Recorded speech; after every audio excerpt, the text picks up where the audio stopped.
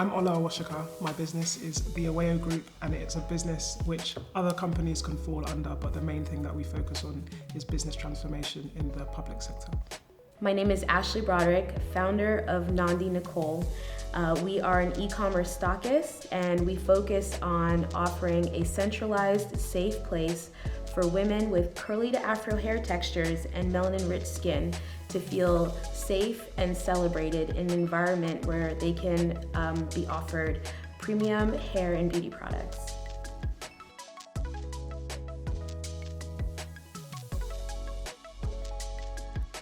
So I think my top challenge that I faced as a female founder was just understanding that my story wouldn't resonate with most people that I told it to, and really just getting comfortable with that being okay, that they may not always directly resonate or align with the challenge that I was trying to solve, but that didn't mean that they couldn't be compelled and that they couldn't understand that I was solving a problem, that they couldn't believe in the resolve that my business was going to provide. How you can sort of propel that version of what you are bringing forward is always keying into the why, what you're going to bring, but why your version of doing it is important. And actually, at the end of the day, if both images line up, then the person will buy into what you're saying.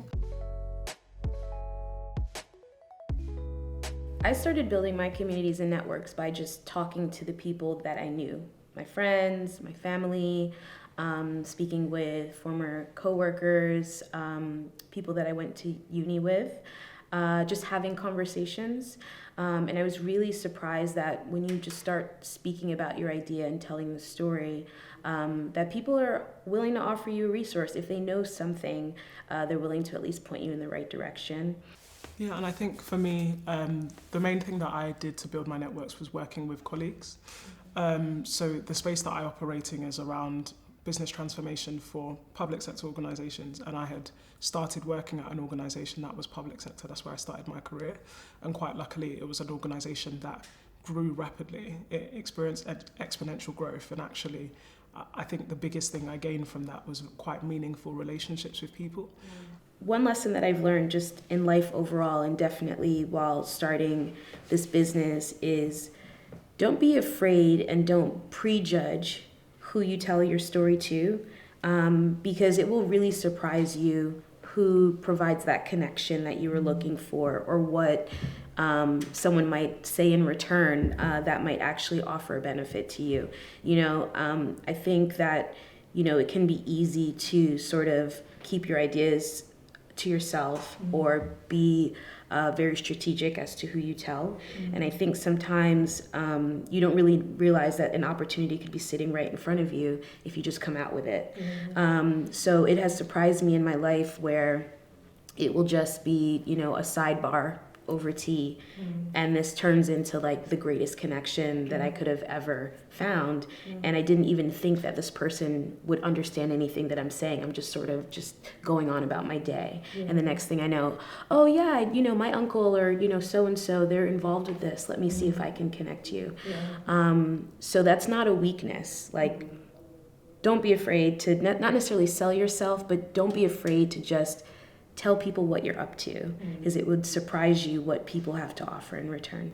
No, it's an excellent point, and I think it's because passion speaks.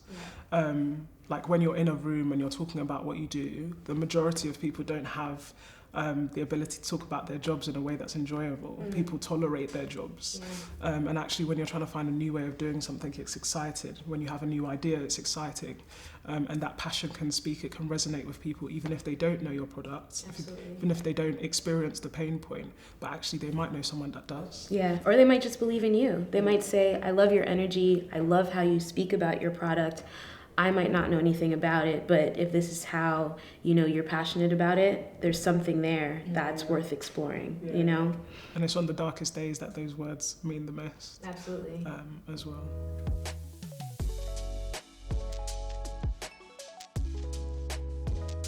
Cool. So I think when it comes to female founders, I think there is enough space for us to know who we are.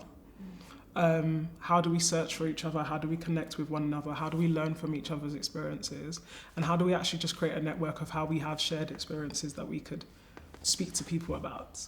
I think one of the great things about organizations, about teams that you don't get as a founder, is that everyone's going through the same thing. Yeah. And as a female founder, a black female founder as well, where is your network to be able to share the frustrations, the wins, in a way someone can hear it the first time and understand, that doesn't require the backstory, to which you can sort of give context to explain why you're feeling the way you're feeling. Mm-hmm. So I guess if we're thinking about that as the pain point, I think there is a need for female founders to be able to connect in a way that's more readily available. We shouldn't have to find each other just on accelerator programs. Mm-hmm. There should be conferences that we can go to and talk. There should be places that we can find who our collaborators could be, rather than only spaces where we define each other by there being a competitor. How else do you find female founders? And I think that's what needs to be done. There needs to be more spaces for us to get together and build that team network that organizations have, because it can be very lonely. Yeah. See, I'm a true believer in confirmation bias. I think that when someone walks into the room that is telling a story that relates to you, your ears are going to perk up, your eyes are going to, just be a bit more interested in what that person has to say.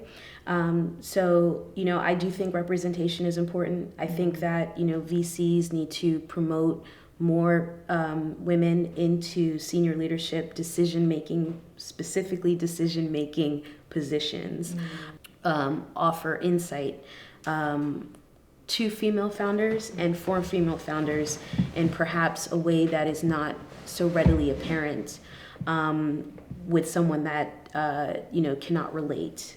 I think that we're still trying to shake off the fact that a lot of times female founders are going in front of male decision makers, and sometimes the problem that they're trying to solve, I know the problem I'm trying to solve, is very female oriented, and that becomes a challenge, because if you don't know anything about a deep conditioner, I might be speaking in a completely different language to you, then how excited are you really about understanding that this is a challenge that's worthy to be invested in and to overcome? How interested are you going to be in understanding that this is a global problem? I do think that representation is wholly important, and while we can speak about the female founder themselves, I think we also need to speak about championing for the other components of propping up a business and seeing senior leadership represented in those ranks. So I would recommend UK Black Tech, Color in Tech, Young Foodies if it's a consumerist-based business. A lot of people don't know this, but if you check in with your council, sometimes they have just support resources. So anything having to do with legal, setting up your business, understanding paperwork, how to navigate, anything having to do with administrative details. Check in with your council. A lot of times they offer resources for first-time business owners and entrepreneurs. Sometimes there's programs through that. And then also, I think what's really amazing for me has been doing accelerators beyond just thinking of yourself as a business owner on the journey by yourself. An accelerator is really great because it's bringing other founders together who are in the trenches with you. Don't be afraid to reach out to the people that have done the program with you. You now have an alliance with someone that has gone through a piece of your entrepreneurial journey with you. Reach out to those people, ask if they want to meet for a coffee, maybe just a private Zoom session, something like that. I think personally that your greatest resource is yourself, and also being humble in that to know what your gap is. The work that you need to do is essentially you need to sit down and know your product and know yourself inside out. And then you need to know what your gap is between you and your collaborator, you and your competitor, and find your niche. The next thing you need to do is then figure out what don't you have. And when you're thinking about the funding and so on and so forth, people are always very scared to apply for funding, but you can actually apply to fail on purpose just to find out again what you don't have. So go for the big ones, go for the small ones, and just learn, because actually you know your product the best. So knowing the reasons why it doesn't sell in specific spaces is going to give you the tools to know how you make sure it does.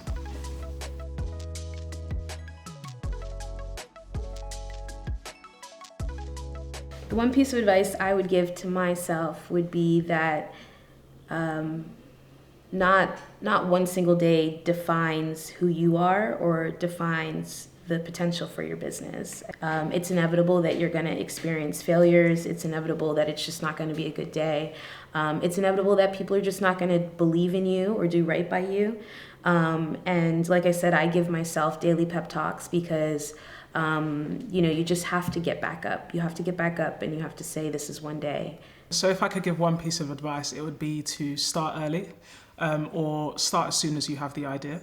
The reality of waiting 2 years, however long it takes, is that everything that you're going to learn over those 2 years of you biding your time, you would learn if you started. The business would be up and running. Your organisation, you're always going to go through situations when you're learning, when you're revamping, reshifting, refocusing. But if you delay, you're just going to end up in a situation where you have to start doing that 2 years later.